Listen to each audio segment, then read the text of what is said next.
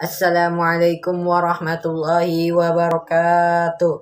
Alhamdulillahirabbil alamin wassalatu wassalamu ala sayyidina Muhammadin wa ala alihi wa sahbihi ajma'in. Amma ba'du. Hadirin hadirat kaum muslimin rahimakumullah. Mudah-mudahan pada pertemuan kali ini kita senantiasa dalam lindungan Allah Subhanahu wa taala. Isra Mi'raj adalah peristiwa yang sangat besar. Tidak bisa pakai otak, tapi harus menggunakan iman. Otaknya terlalu kecil untuk peristiwa yang begitu besar. Ada yang bertanya, sampai di mana Rasulullah Isra Mi'raj? Maka jawablah oleh kalian, Rasulullah Isra Mi'raj sampai kepada Allah. Yakin gitu? Yakin. Kenapa? Karena Rasulullah Isra Mi'raj disuruh oleh Allah menghadap Allah. Sudah pasti, 1000 pasti Rasulullah menghadap kepada Allah Subhanahu wa ta'ala. Maka iman, akal. Kalau menurut akal ini tidak mungkin. Sepertiga malam tidak mungkin mengalami Isra Mi'raj.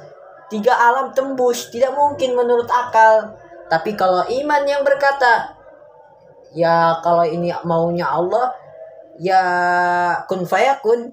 Kalau Allah mau, ya jadi. Ya. Nabi Adam, bapak nggak ada, mama kagak ada, Allah mau, jadi. Nabi Isa, bapak kagak ada, ibu ada, Allah mau, jadi. Siti Maryam perempuan suci, tapi sayang sekarang banyak mau nandingin Siti Maryam. Hadirin hadirat kaum muslimin rahimakumullah.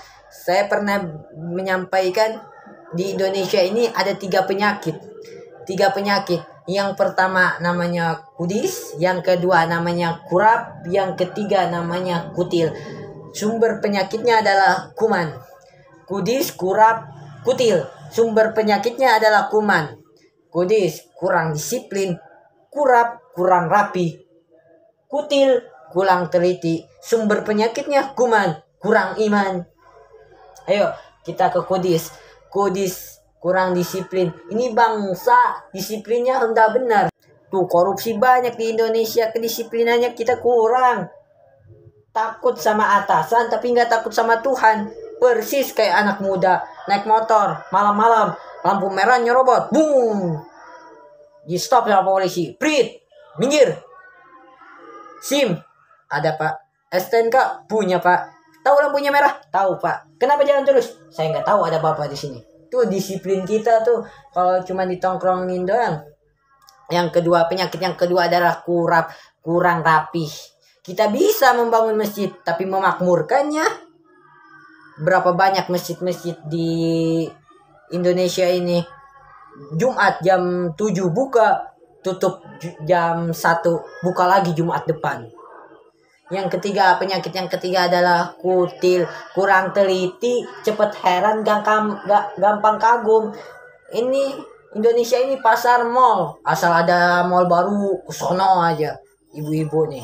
Kalau ada pasar baru, mall baru, kesono, nggak belanja, numpang heran doang. Saya ingin cerita nih. Suatu hari ada tabrakan. Orang pada ngerubunin. Ada wartawan yang ingin mengambil berita. Lalu kata wartawan, minggir, minggir, minggir. Orang pada menengok semua. Anda siapanya korban?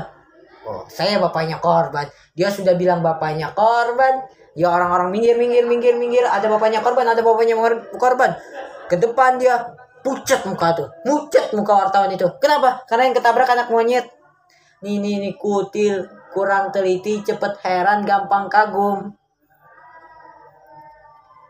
Hadirin hadirat kaum muslimin rahimakumullah. Hidup yang paling tenang itu hidupnya tukang parkir. Tuh lihat tuh tukang parkir, biar mobil banyak, motornya bagus-bagus, nggak pernah sombong. Tukang parkir, biar mobil banyak, motornya bagus-bagus, nggak pernah sombong. Kenapa? Karena dia tahu itu titipan. Bagaimana harus menyikapi titipan? Yang ada dua. Yang pertama, titipan nggak boleh buat kita jadi sombong. Cuman dititipin sombong, nggak pantas dong. Dititipin doang sombong, nggak pantas dong. Ada gak pejabat-pejabat yang sombong? Ada. Firaun tuh, pejabat-pejabat sombong. Pejabat-pejabat sombong yang akhirnya terhinakan, yang akhirnya menjadi sampah sejarah. Ya, kenal dengan mantan presiden Turki namanya Mustafa Kemal Atatürk.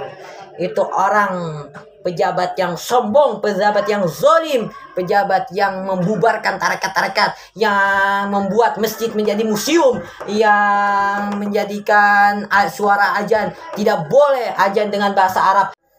Ketika dikuburkan Mustafa Kemal Atatürk ini, langsung mentah lagi jenazahnya keluar, dikuburkan lagi, keluar lagi. Akhirnya orang-orang langsung dia kuburkan di tanah, langsung di atas tanah, di semen, dicor.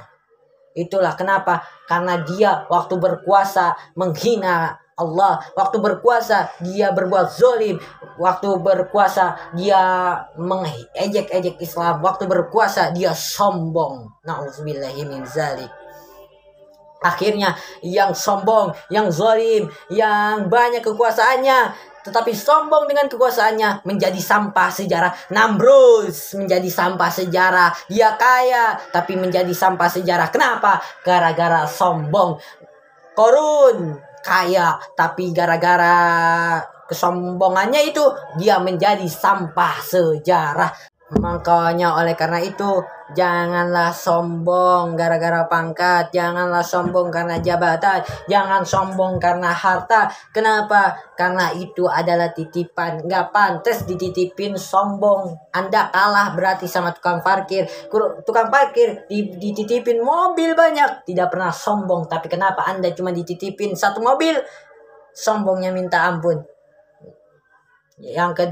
Maka titipan harus jangan buat jadi kita jadi sombong. La yadkhulul jannah, tidak akan masuk surga. Man kana fi qalbi, siapa yang dalam hatinya misqal habbati min qadari min kibri, ada sombong sebesar biji sawit. Yang kedua, titipan harus dijagain benar-benar. Kalau titipan gak dijagain benar-benar, yang nitip bisa marah, yang nitip marah. Saya dititipin mobil, lalu yang nitip itu datang ke saya lagi mau ngambil mobilnya. Lalu ketika sudah dia mau diambil, kacanya pecah, remnya blong. Yang nitip marah tidak? Marah. Kenapa? Karena titipan. Kenapa tidak dijagain baik-baik? Bila titipan tidak dijagain baik-baik, yang nitip bisa marah, yang nitip marah. Kalau yang nitip marah, Allah akan tegur kita dengan makhluknya yang lain. Apa itu? Merapi, tsunami, gunung meletus, itu makhluk. Kalau rakyat demo, polisi turun. Kalau Merapi demo, siapa yang mau turun ngadepin? Yang pertama, jaga baik-baik iman. Boleh zaman berubah, tapi keyakinan jangan rubah. Boleh masa berganti, tapi keyakinan jangan sampai mati. Ya, hadirin hadirat kaum muslimin rahimakumullah. Yang kedua adalah kenapa musibah bertubi-tubi? Ada sebuah hadis qudsi.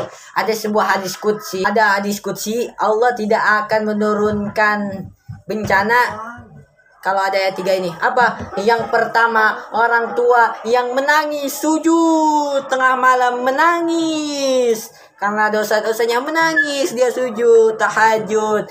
Yang kedua adalah bayi-bayi yang tidak berdosa masih nyusu. Yang ketiga adalah ada kambing-kambing yang mencari makanan dan rumput-rumput terjaga, kehijauan terjaga. Ya orang tua sujud tengah malam menangis. Yang kedua adalah bayi-bayi tanpa dosa masih nyusu. Kita ini mau dibalik malahan.